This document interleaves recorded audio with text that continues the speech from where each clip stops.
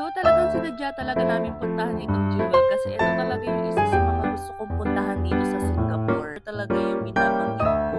Malapit lang naman kasi ito, yes, deserve namin tong trip na to. And we're so grateful na nakakapag-travel na kami abroad kasama pa namin si Zach. Oh, look at that view! Nakakalula. Hello, Singapore! Happy birthday, Zakibo!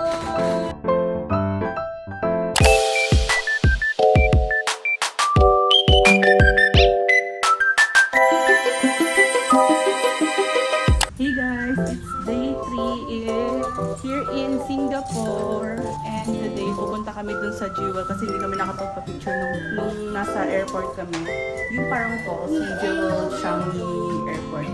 And then, sa may marina ulit. Lumutan ko yung parang garden dun sa likod ng Marina Bay. Yun yung pupuntahan namin ngayon. Sana, hopefully, hindi umulan. Nagdala kami ng payong kasi in case umulan na naman. Papunta kami ngayon sa train station. Malapit lang naman, dyan lang. Tapos yun yung hotel pala namin. Ganda ng hotel namin, oh.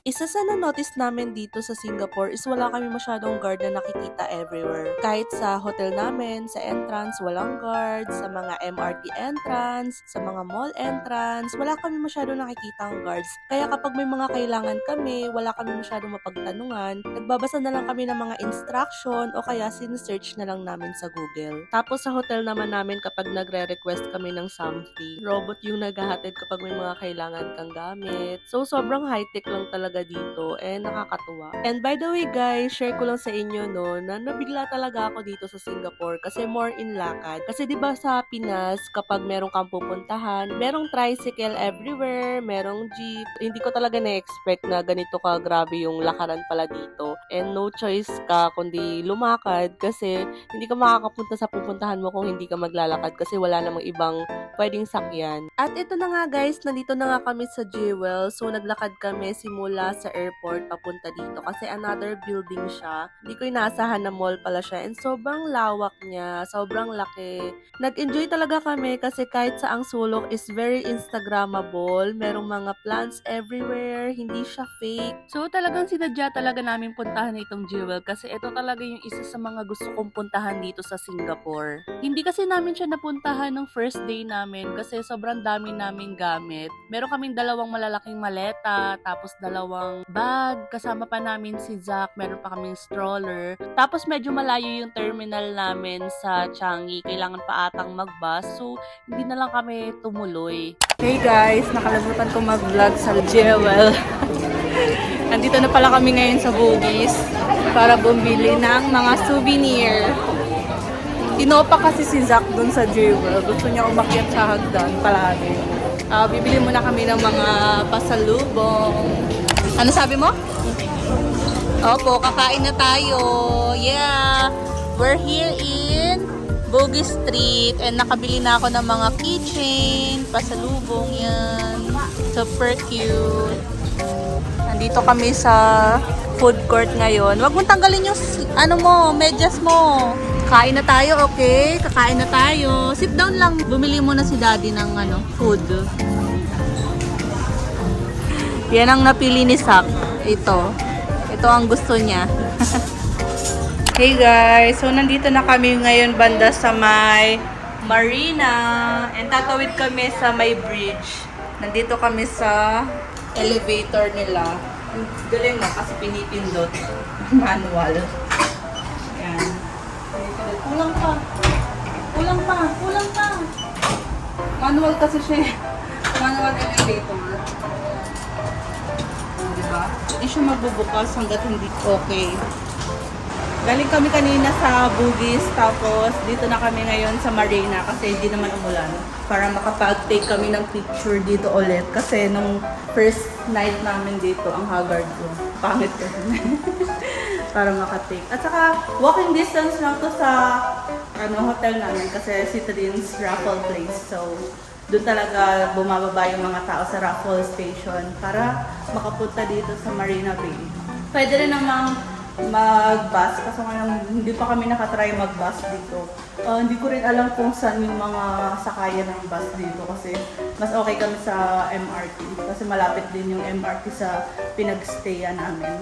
So, share ko lang sa inyo guys, no? So, itong Singapore talaga yung dream country ko. Kapag nga tinatanong ako ng mga friends ko kung ano yung country na gusto kong puntahan, itong Singapore talaga yung binabanggit ko. Malapit lang naman kasi ito sa Pinas and hindi naman siya sobrang laki. Kaya naman namin mag-DIY and confident naman ako na hindi kami mawawala dito sa Singapore. And hindi naman talaga ako nagsisi na ito talaga yung first country namin kasi sobrang ganda, sobrang nag-enjoy kami. And ito talaga yung vacation na kailangan namin sa sobrang dami namin pinagdaanan lately. Grabe yung struggle namin this year and then na-discover pa namin na merong ASD si Zach. Kaya grabe talaga yung stress namin. And sobrang nalungkot talaga kami and then na-realize namin kung bakit pala ganyan si Zach, ganito si Zach, ganyan. Nagkaroon ng kasagutan lahat ng tanong namin. Kaya nag-decide talaga kami mag-Singapore na lang sa birthday ni Zach para makalimot sa mga problems namin. So yes, deserve namin tong trip na to. And we're so grateful na nakakapag-travel na kami abroad, kasama pa namin si Zach, hindi lang kami basta sa local lang nakakapunta. And we're so thankful for this opportunity kasi hindi lahat ng tao is afford na mag-travel abroad kasama yung family. Kaya kahit na anong problema yung dumating sa amin is we're so grateful kasi kahit na anong mangyari, alam namin na merong Diyos na gumagabay sa amin. He provide, He protect us, He grant our wishes, and thank you talaga Lord for all the blessing and for providing us. Tapos na akong magkulot pero hindi pa ako naka-makeup. Ang agad ko naman. Parang nangitim ako ah. Bali, pipicturean ko muna sila sa baba. Tapos aakit ulit ako dito sa taas para mag-makeup and mag-ayos ng gamit namin. Oh, super excited si Zach mag-swimming ah. Ngayon pa lang kami makakapag-swimming sa swimming pool. Ay, hindi pala ako kasali. Kasi meron ako. Pagod kasi, kadalasan kasi nakaka-uwi kami dito sa hotel. Gabing-gabi na talaga. Hanggang 10 PM lang yung swimming pool. Tapos nakakapagod ng gumalaw. Bali, ang pupuntahan namin ngayon is yung Sky Garden, which is nasa rooftop lang nitong building na to. Kaya sobrang swerte namin kasi malapit lang dito yun. Sikat din yun guys kasi meron siyang 360 view tapos makikita yung Marina Tower. Bali, pupunta kami mamaya pag katapos namin mag-ayos.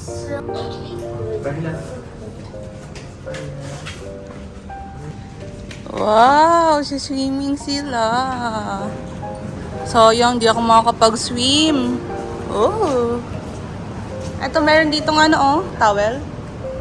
2 towel. Ang ganda ng swimming pool. Hindi ako makakapag-swim. Ilang feet kaya to? Nice view. Ba yan? Gusto ko rin mag-swim. Try ko kaya bukas. Ayan sobrang taas nito kasi guys. Katabi lang kasi ito ng Capita Spring, yung hotel namin. Ayan sobrang taas. Hanggang 50 plus floor. Kaya kitang-kita yung Marina Bay Sand Tower.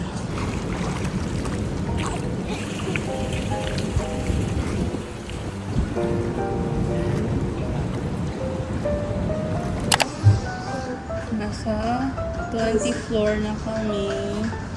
Dito. Sa elevator dito. Elevator dito, syempre. May elevator pa ba dyan? Dapat tanong ka. Okay, thank you. Ang ganda dito. Maraming mga garden. Nasa 20th floor pa lang kami. 51st floor kasi yung Sky Garden.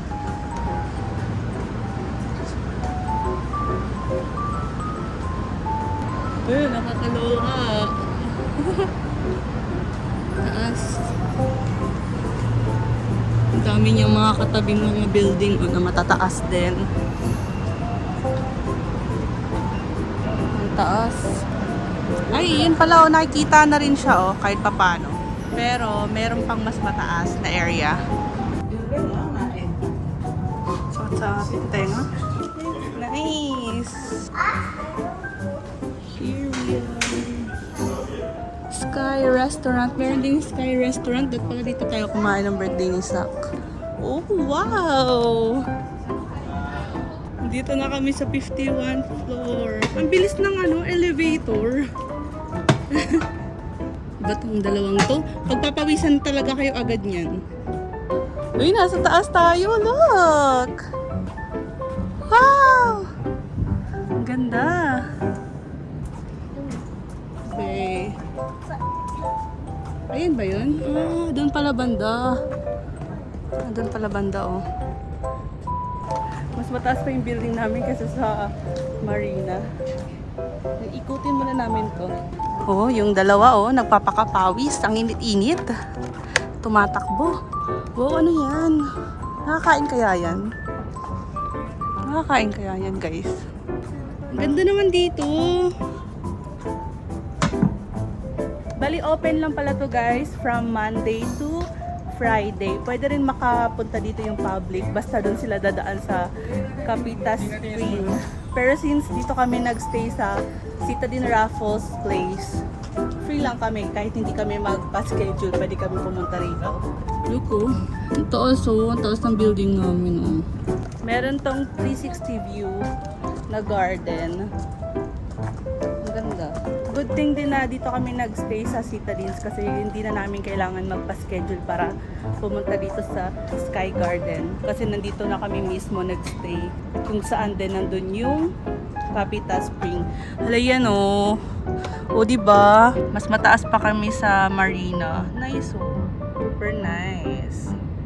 Mas maganda daw doon na side. Mas kita yung Marina.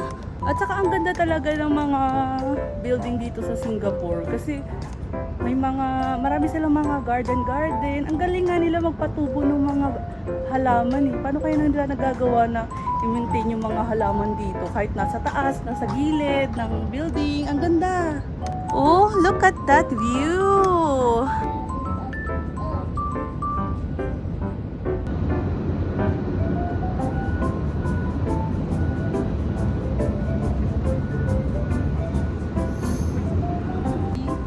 We're here in Sky Garden.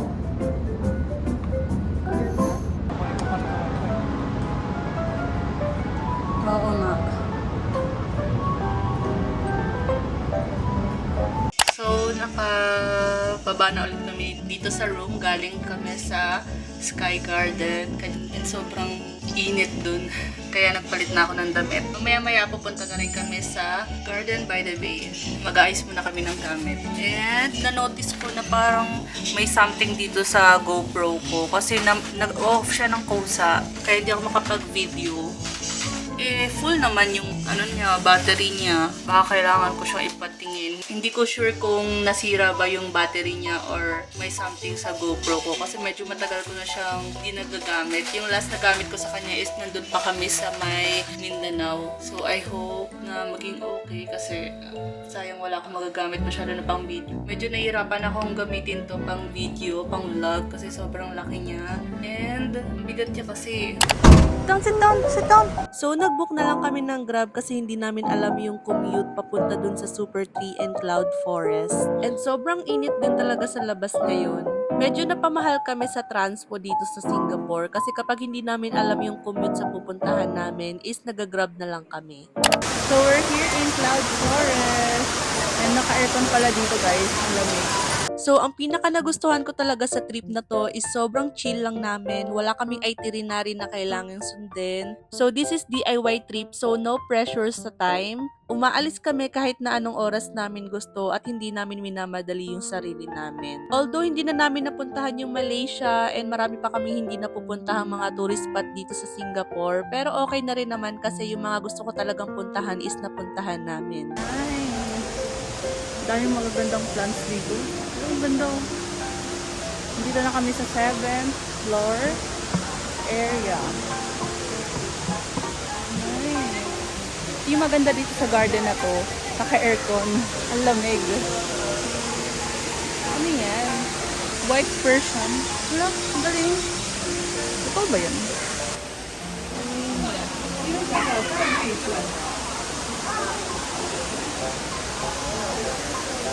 Dito na kami ngayon sa 7th floor sa may cloud walk.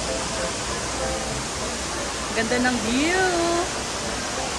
And yan, dumidede na si Zach. Nagutom na siya.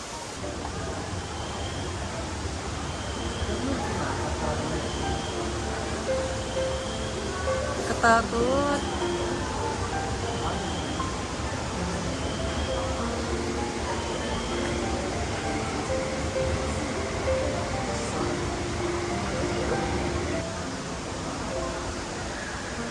Nice. Nakakalula. Ano ba yun sila Emily?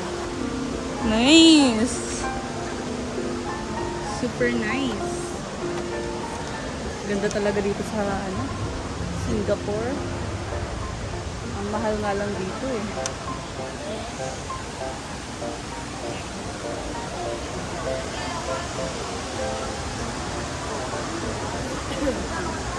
Galing oh, lahat yan halaman. Kung sa Pilipinas yan, plastic na halaman lang yan. I see.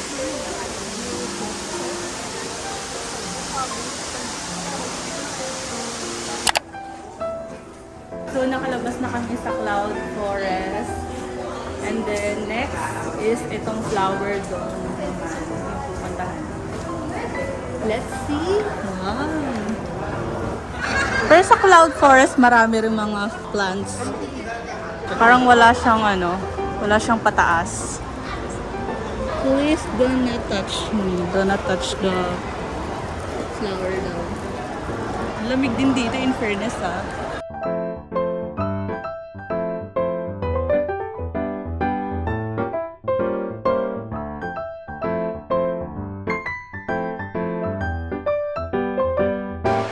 Sobrang pretty!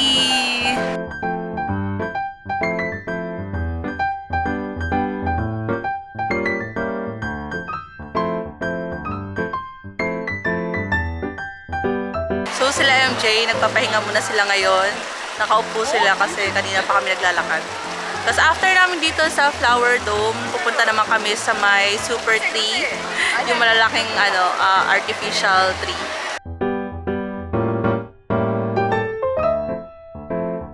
So pupunta kami sa may 2nd floor. Merong magandang spot dun para makita ng buo itong super tree grove. Nakita ko sa TikTok. Kailangan lang namin hanapin yung elevator then para mapunta kami dyan sa may taas. Tapos makikita yung buong view. So let's find it. Nice.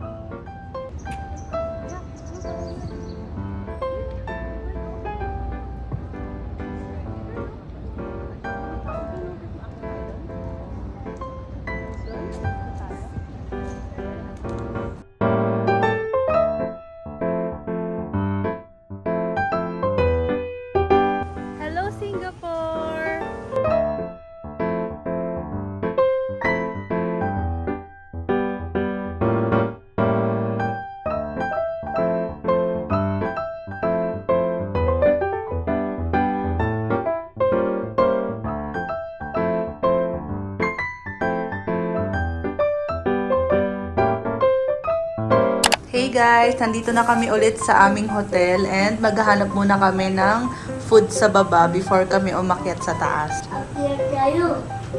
Nag-poop si Zach kanina, kaya napauwi na kami agad. So, 8 p.m. nag-close na pala yung mga restaurant malapit sa amin. Kaya dito na lang kami kumain sa 7th floor kung saan kami nag-stay. 17th floor pala. So, today is our last night. Kaya, pahinga na. Pero bukas, punta siguro kami sa Marina kasi hindi ako nakapagpa-picture doon ng umaga. Tapos, magpapack na rin ako later para hindi na masyadong hassle. Meron tayo. So, yan.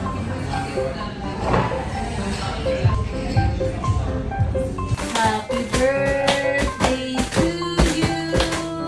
Happy birthday to you. Happy birthday, happy birthday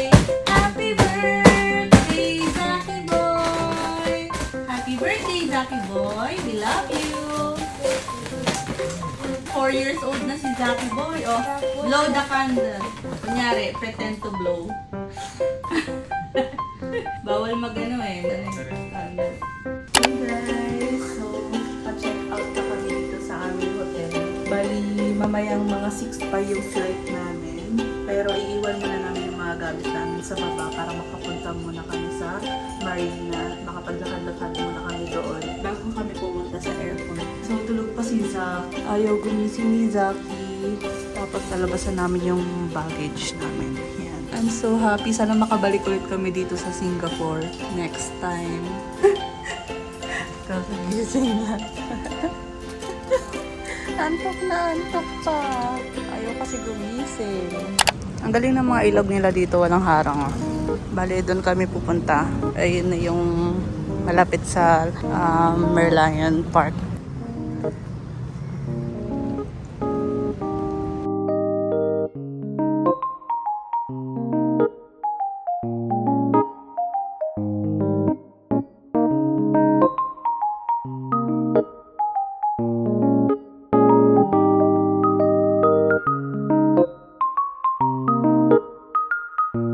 So, kakatapos lang namin dito sa GST refund and then i-check in na namin yung aming mga baggage. There, saka kami hahanap ng pwesto kung saan kami pwedeng magstay muna.